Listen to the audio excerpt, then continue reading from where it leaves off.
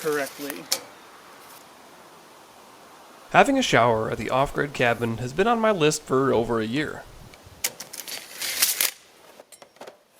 I started this project in June of 2025, about a year ago, but every trip to the cabin seemed to bring another project that was more important.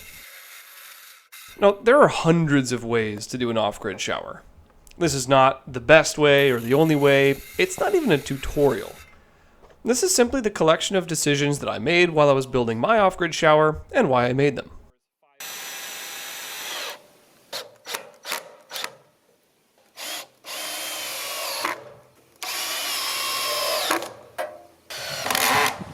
This is a really simple base.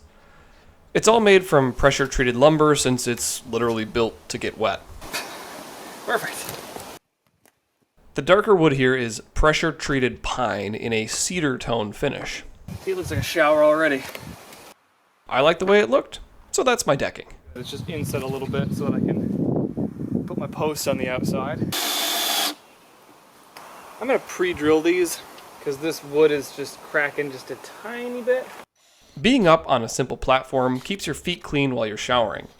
Just try showering standing in the dirt, which turns to mud. It's not exactly a clean, finished product. The, quote, shower honestly stayed just like this for a while. Just a nice spot to stand and keep your feet clean while you're rinsed off. I found a good home for the platform. It was close to the well, but hidden from the cabin by trees. Honestly, I could have just stopped at the raised deck, but eventually I got around to adding some uprights to build a frame. I used logs off the property for the frame. Why? Well, they're free and I have a lot of them. Plus, I'm a big fan of the rustic look. Yeah, for sure. Logs in the woods in the shower. Exactly. Do the next one. Oh yeah. Excuse me. Thank you.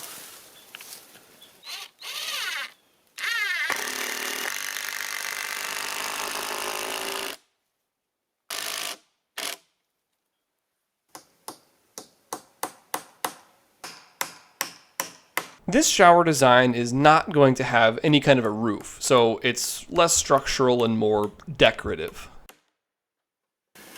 It's also nice to not be hammering at a weird angle or 75 feet up in the air. Alright, we're back for more shower fun. So you can see I got 3 more uprights cut. They're 7 feet long and they've got this kind of doodad in them here that helps them fit with the dimensional lumber. I just kind of eyeball that with a chainsaw. This one's sort of not that straight. That'll be interesting. Alright. I got these big old structural screws, 4-inch timber screws, a level. What could possibly go wrong? Probably looks a little bit different than the last time I was out here doing this. It's October right now. High today was something like 45. Where does time go? Oh. 6 months has passed here at this point, and I'm still working on the frame. Too bad I don't get paid by the hour. Or at all. Wish I had 3 hands. But that would look really gross, so I guess I'm fine. Hey, Kelty.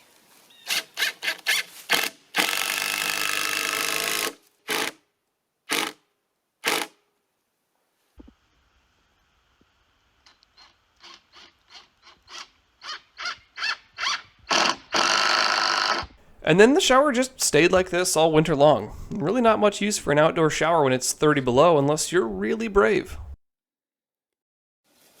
But eventually we came back up to finish the build. The first step of any good shower is we'll get in and pull the weeds.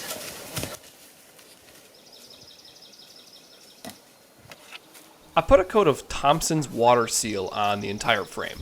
I'm hoping it'll help the logs last a little bit longer without rotting out. Wind. I've been working on this shower for like a year.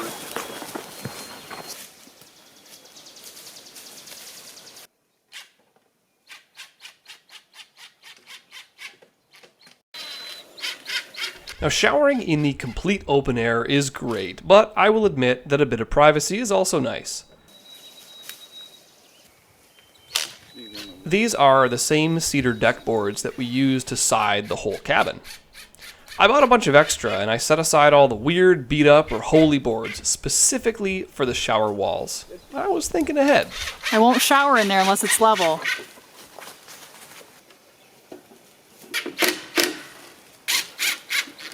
Now, cedar is naturally waterproof. That's why they make fences out of it. It's a pretty good choice for a shower, too. 33. It's also 33. Okay, so we need 18 at 33. Okay. Hey, Hey. One more. Oh wait, that's it. just kidding. We Great. just had to keep the front short so you could look out. Oh.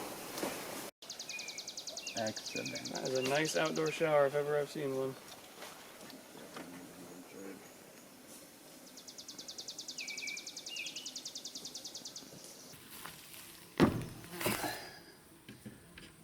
The next step was to add a couple of shelves. Use a shower without anywhere to set anything, and you'll realize that shelves are pretty important. Took off more from the other side, so that looks good now. Tack that in place, and that'll be a nice shelf for soap, shampoo, kind of whatever you got going on. One there, and another one right here. Just gonna make a quick mark on the outside of these so that I know where to cut.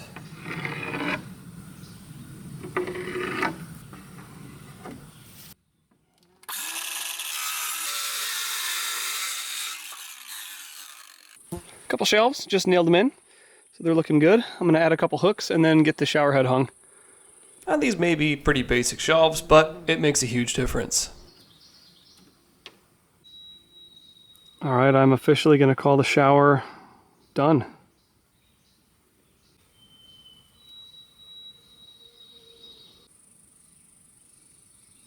Okay, so the shower area is built, but it's still not a shower yet. The decision on how you're going to get water onto your body is a problem with many potential answers.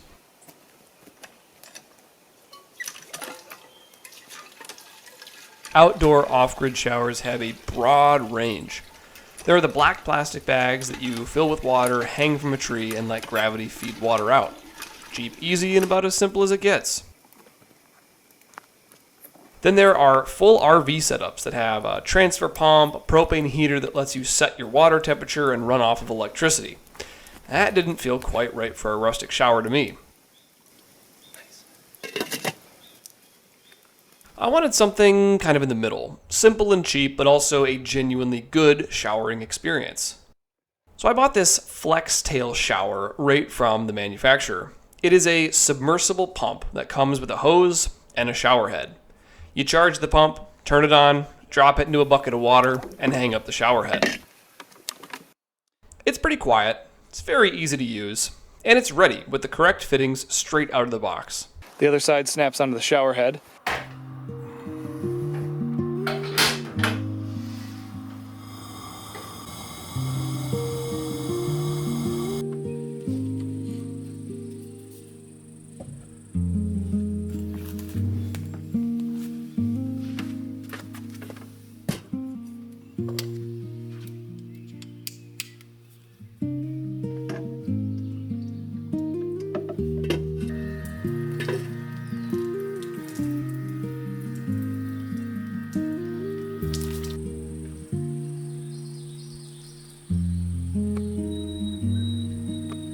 Projects like this are easy to think of as just another thing to build.